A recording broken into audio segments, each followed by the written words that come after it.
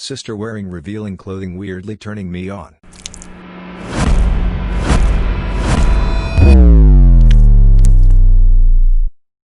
I don't live with my parents anymore and went over there recently. My younger sister was wearing some very revealing clothing to say the least, and I couldn't help but feel weird hugging her. Anyways, would love to chat, thanks.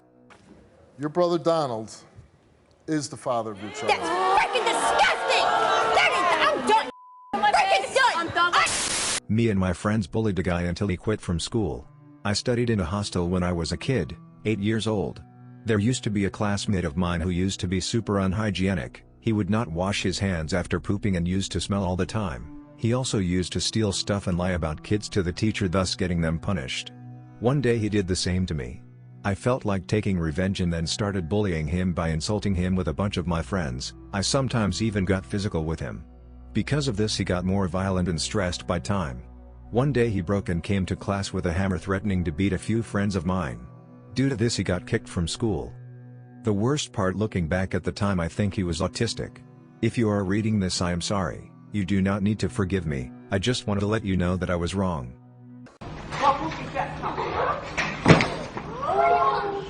There was a kid in high school who I just couldn't stand, so I spread the rumor that he had herpes. Long story short, this kid was always backstabbing everyone in the friend group, so the only thing I thought I could do was spread the herpes rumor around. It caught like wildfire, and to this day, people still think he has herpes.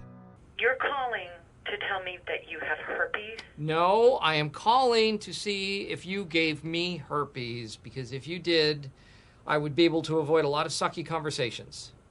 So you have it, right? No. Does your stupid husband have it? No, he doesn't. Are you telling me I have to get tested? Yes, I am telling you, you have to get tested for herpes. Goodbye. Grinding on girls' asses in the nightclub is very easy.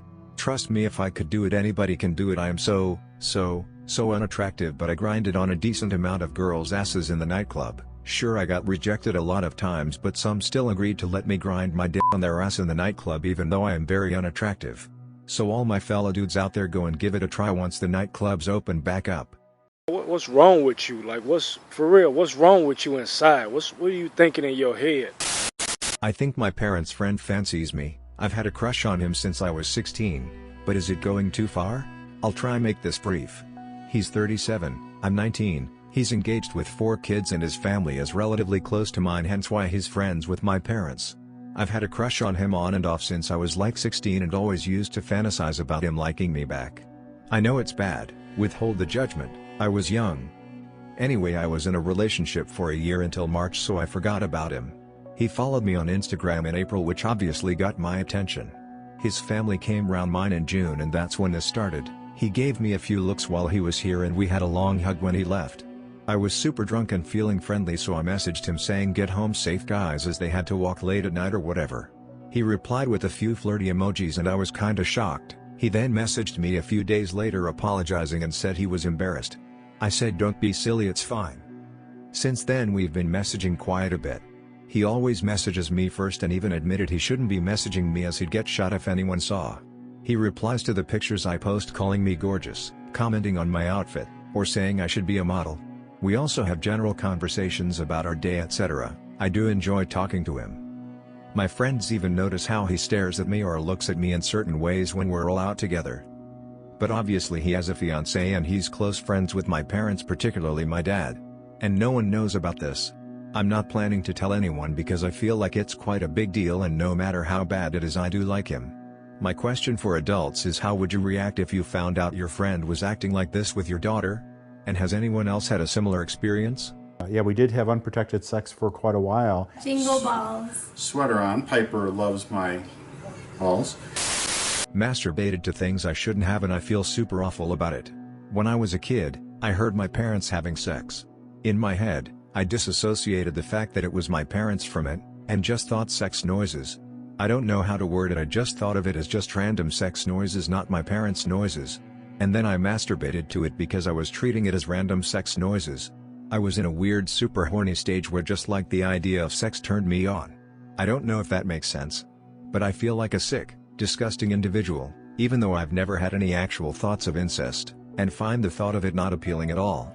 I don't know why I did it. I guess I was super horny as I was like growing up, and somehow just completely erased the idea that it was my parents in my head, and thought of it like it was random sex noises. But yeah, it makes me feel so guilty and repulsed with myself. I feel awful, so this is all I could think to do. Sadly, there is more to this. Also, when I was a kid, I was super horny, but scared of watching actual porn. So I'd go on YouTube and type in something like sex and try find something to masturbate to. One time a video of animals having sex came up. I am sad to say that I just masturbated to it, because in my head I just thought of the idea and concept of sex, not the fact that they were animals. I don't know if that makes sense. I wasn't masturbating to the animals in my head, but just the idea of sex. Again, I feel so disgusted by myself for having done this, and didn't know what to do apart from this. I have never had any actual thoughts of bestiality and it has never appealed to me, so I don't know why I did this. I feel like a sick individual. These incidents are making me hate myself and I feel so awful about these things I did.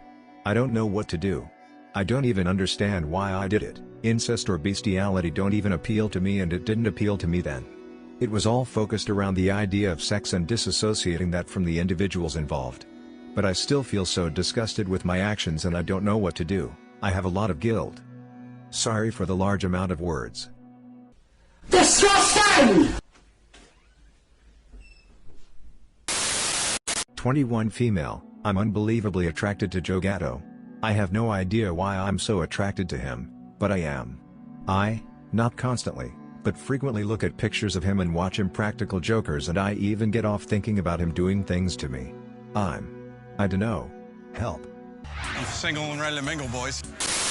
I exploded with excrement in my ex-boyfriend's backyard and no one knows it was me. I once was staying the night at an ex-boyfriend's apartment, who had 3 other roommates. His situation was that he shared the hallway bathroom with one other roommate and a couple had the master bath for themselves. In the middle of the night, I really had to use the restroom, and so I went to the bathroom and saw that someone was in there at like 2 a.m. and I could tell that they were either just fresh out of the shower or were taking a bath based on the humidity coming through the door. I decided not to knock since it might scare them and I would come back in 30 minutes. Well, comes 2:30 a.m. They are still in the bathroom and I now have to go. Instead of knocking, I ran down 3 flights of stairs to get to the shared apartment complex backyard, and I exploded all over the plants and fence. I used the hose to clean the crime scene, but it was dark and I really tried my best. I also used the hose to clean myself. I air dried, and returned. When I snuck back into the apartment and I could still tell that someone was in the bathroom, now almost being 3 a.m. and this made me even more annoyed and angry. I later found out in the next morning that the other roommate's girlfriend had fallen asleep in the bathtub. Well, the tenant on the ground floor, whose view is the backyard, thought the mess was disgusting and complained to the entire apartment complex for having out-of-control guests or pets. Keep in mind, this happened at an apartment complex in San Francisco. I have never admitted to this. My ex-boyfriend never noticed me getting up twice in the middle of the night, so no one ever suspected me. I broke up with him for other reasons, but I always held a silent grudge against that roommate's GF and I never wanted to stay the night at his apartment anymore, which could have put a strain on the relationship.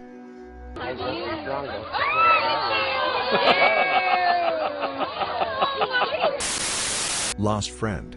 This was around 40 years ago in 1974. I knew this guy that I hung out with occasionally. Skinny guy with brown hair and typical 70s bowl-like haircut. Around May, he had confessed to me of a great emotional and mental pain he had been dealing with his entire life. He even went into detail on how he was trying to distance himself from everyone he knows. After hearing this, I wasn't sure what to do. I asked him if he had seen a therapist. He told me that he didn't think they would help. Around December, I see him walking around town, so I go to greet him. Later on, we're at a bar getting drunk and having a good time.